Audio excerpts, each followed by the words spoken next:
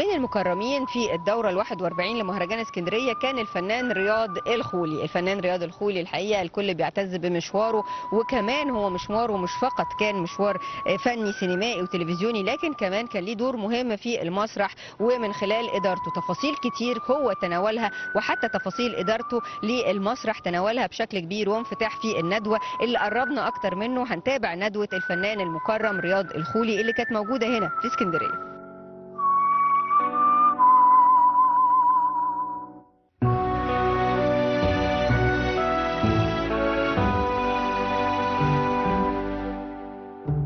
دي شخصيات فنية بيبقى من حظ أي حد إنهم بيبقوا في وقت واحد يظهروا عشان يتكلموا مع بعض، عشان الناس تتفرج على الجمال ده في الآخر.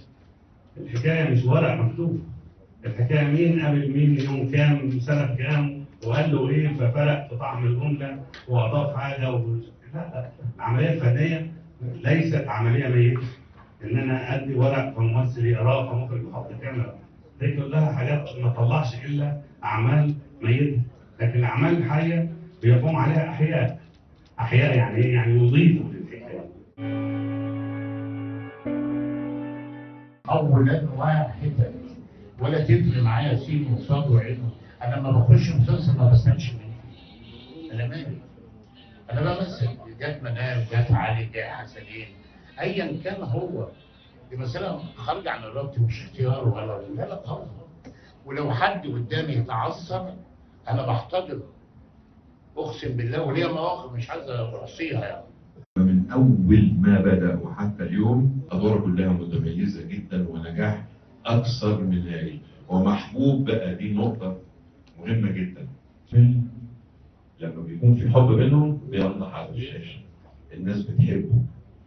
فرياض من الناس اللي بتخلق حالة حب في العمل الفني، وده نقطة في منتهى الأهمية. أنا بتمنى له من كل قلبي كل الخير وكل التوفيق، وأنا أعتقد إن كلامي ده بيشاركني فيه الأستاذ عبد الرحمن طبعا.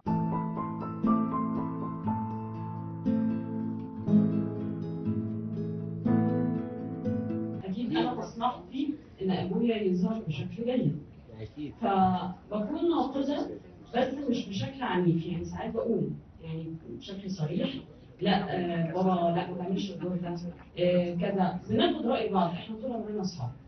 يعني أنا وبابا أصحاب، هو لا شرير ولا الجو ولا اسود خالص. يعني ننسى أدواره. لا خالص، أطيب خلق الله والله، أطيب خلق الله. فإحنا اتعودنا إن إحنا أصحاب وهو بيحب يسمع رأيي. أنا كمان بحب أسمع رأيه أكيد، بستشير كل حاجة في حياتي وهو بيحب يسمع رأيي وبلاحظ إن هو بياخد بيه.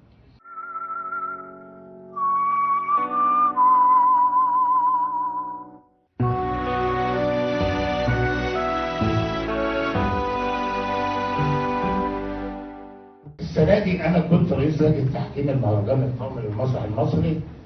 أنا شفت 34 عرض مسرحي، ويمكن إحنا قلناهم إن لن تشهد يعني تكذبني يعني.